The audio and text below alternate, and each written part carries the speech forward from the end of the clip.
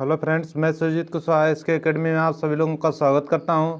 आज 11 नवंबर के current affair के बारे में हम जानेंगे और 11 नवंबर से जुड़े हुए जितने भी करंट और सब इम्पोर्टेंट फैक्ट हैं उनके भी बारे में जानेंगे। ठीक है, तो अगर अभी तक आपने मेरे चैनल को सब्सक्राइब नहीं किया है तो प्लीज़ मेरे चैनल को सब्सक्राइब कर लें, मेरे वीडियो को लाइक करें, कमेंट करें तथा अपने सभी व्हाट्सएप और फेसबुक ग्रुप में शेयर जरूर करें।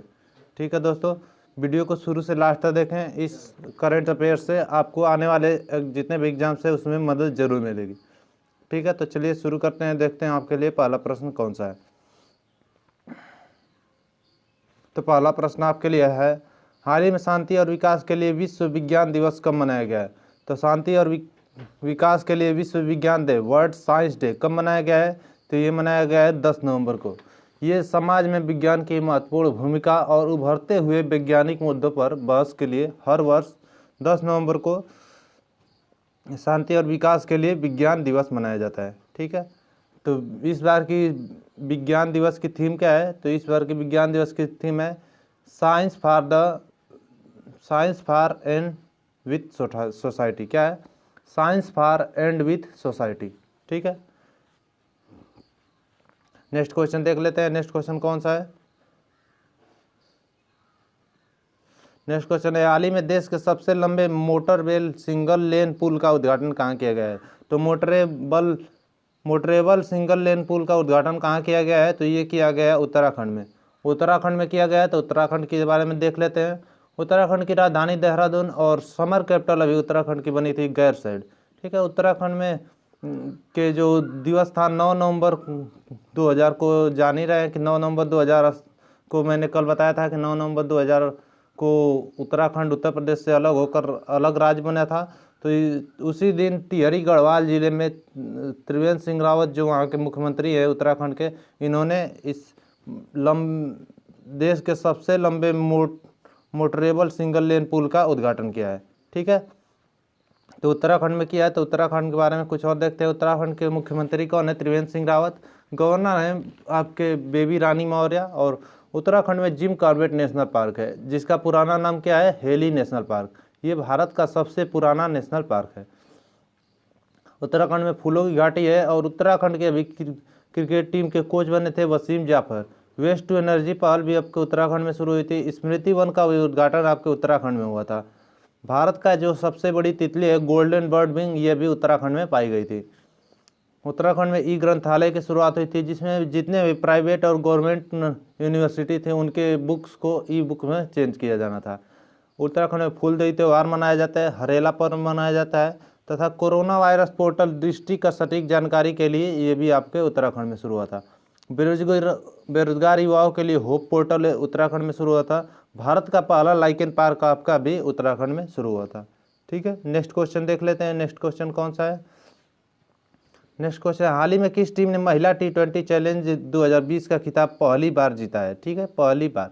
तो महिला T20 चैलेंज 2020 का खिताब पहली बार किसने जीता है? वो जीता है ट्रेल बेलजर्स ने। ठीक है, ट्रेल ब्लेजर्स ने जीता है और इन्होंने सुपर नोवाज को हराकर जीता है। जो सुपर नोवाज है ये 2 बार की विश्व चैंपियन है।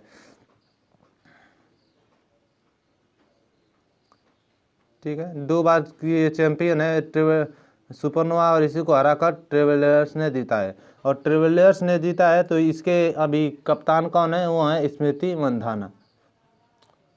नेक्स्ट क्वेश्चन देखा है, हाल ही में किस राज्य में ग्रामीण निकायों में महिलाओं को 50% आरक्षण देने का विधेयक पारित हुआ है? तो ग्रामीण निकाय मतलब ग्राम प्रधान जो होते हैं, ग्राम प्रधान का चुनाव होता है, BDC का चुनाव होता है, क्षेत्र पंचायत का चुनाव होता है।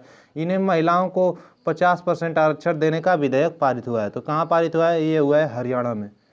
हरियाणा में हुआ है। तो हरियाणा के बारे में देखते हैं। हरियाणा की राजधानी चंडीगढ़।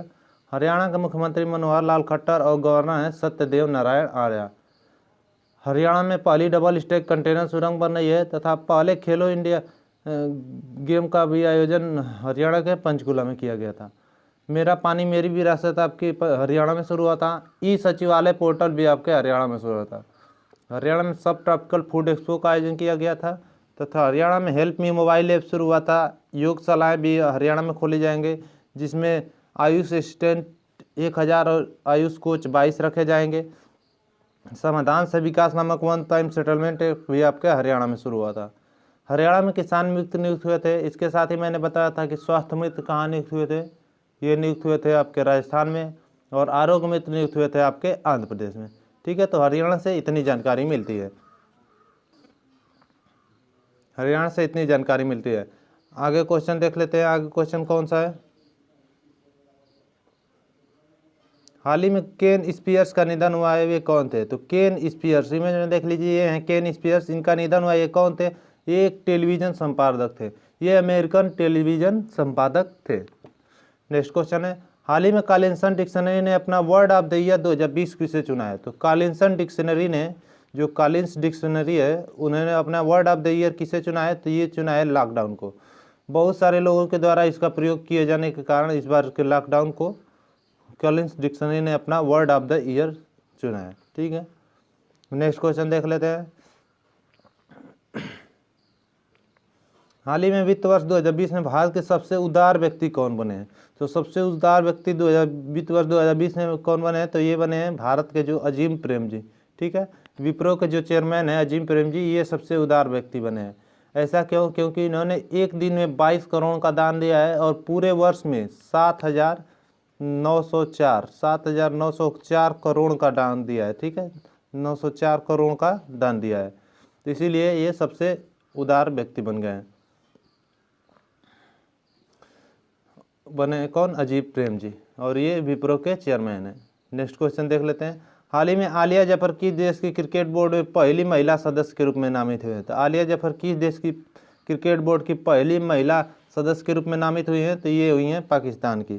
ठीक है, पाकिस्तान की हुई हैं। तो पाकिस्तान के बारे में देख लेते हैं। पाकिस्तान की राजधानी इस्लामाबाद, पाकिस्तान की मुद्रा पाकिस्तानी रुपया, और पाकिस्तान के प्राइम मिनिस्टर है क्रिकेटर इमरान खान, और प्रेसिडेंट हैं आरिफ अलवी। भारत और पाकिस्तान के बीच कौन सी रेखा है? तो भारत और पाकिस्तान के बीच कौन सी रेखा है? ये है रेड क्लिफ रेखा। पाकिस्तान अफगानिस्तान के बीच कौन सी रेखा है? डुरंड रेखा। भारत और चाइना के बीच कौन सी रेखा है? मैकमोहन रेखा। और यूएसए और कनाडा के बीच कौन सी रेखा है? 49वीं समानांतर रेखा।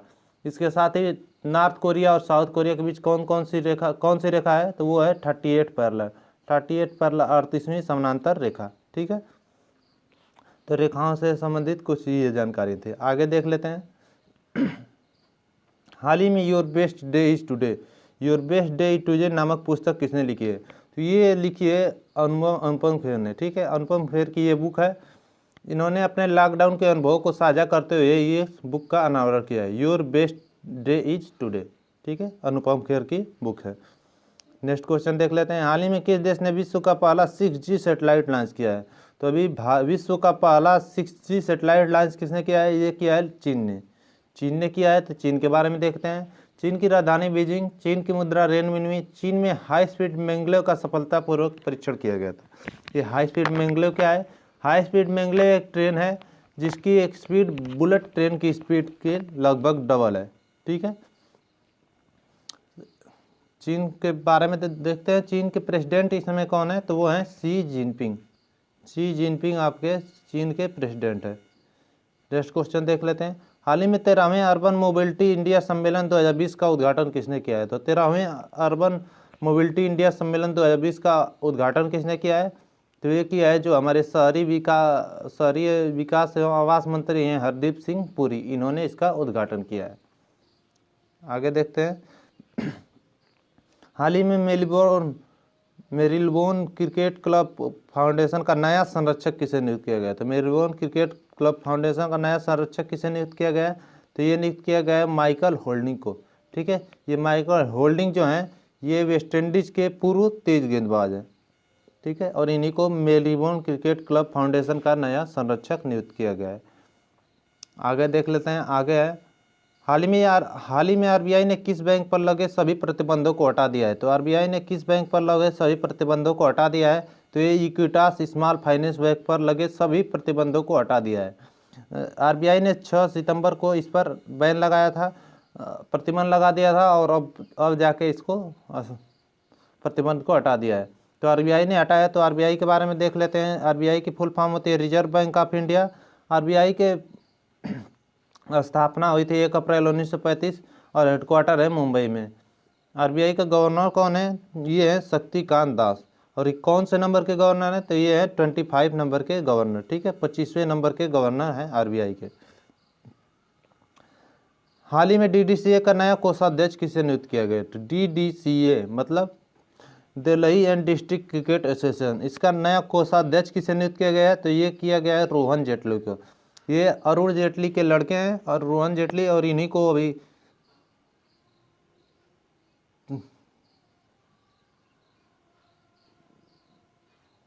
नहीं, ठीक है, नहीं, रोहन जेटली को नहीं, ये शशि खन्ना को नियुक्त किया गया, ठीक है। डीडीसीए का नया कोषाध्यक्ष किसे नियुक्त किया गया? ये नियुक्त किया गया शशि खन्ना को, ठीक है। तो डीडीसीए का नियुक्त किया गया, तो डीडीसीए की स्थापना हुई थी 1883 में, 1883 में स्थापना हुई थी। डीडीसीए का हेडक्वार्टर है दिल्ली के अरुण जेटली स्टेडियम में। और प्रेसिडेंट कौन है? जो प्रेसिडेंट कौन है अभी अरुण जेटली के जो लड़के हैं रोशन जेटली, ठीक है, वो अभी इस समय प्रेसिडेंट है डीडीसीए के, ठीक है। आगे देखते हैं।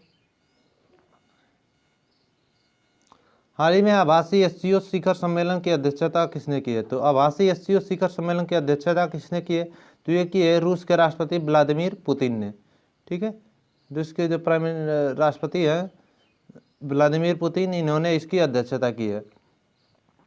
तो एससीओ शिखर सम्मेलन की है, तो एससीओ की फुल फॉर्म होती है संघाई कोऑपरेशन ऑर्गेनाइजेशन। एससीओ की स्थापना हुई थी 2001 में। एससीओ का हेडक्वार्टर कहाँ है? बेंगलोर में। बेंगलोर में एससीओ का हेडक्वार्टर है, ठीक है। एससीओ का सेक्रेटरी जनरल कौन है? व्लादिमीर नूरो, ठीक है। व्लादिमीर नूरो अभी एससीओ के सेक्रेटरी जनरल है। आज इतने ही क्वेश्चन थे, देख लेते हैं। कल मैंने आपसे क्वेश्चन पूछा था, हाल ही में त्योहारों का त्यौहार हार्नबिल फेस्टिवल कहाँ मनाया जाता है? तो त्योहारों का त्यौहार हार्नबिल फेस्टिवल कहाँ मनाया जाता है? ये मनाया जाता है नागालैंड में, ठीक है। आज आपके लिए क्वेश्चन अपडेट है, हाल ही में किस राज्य में मछुआरों के सुधार के लिए परिवर्तनम योजना शुरू हुई है? 4 ऑप्शन दिए गए हैं, इसका जवाब आप मुझे कमेंट बॉक्स में दीजिएगा। और अगर मेरी वीडियो आपको अच्छी लगती है तो मेरे चैनल को सब्सक्राइब करिए, मेरी वीडियो को लाइक करिए, कमेंट करिए तथा अपने सभी व्हाट्सएप और फेसबुक ग्रुप में शेयर जरूर करिए। आज के लिए इतना ही, मिलते हैं नेक्स्ट वीडियो में। धन्यवाद।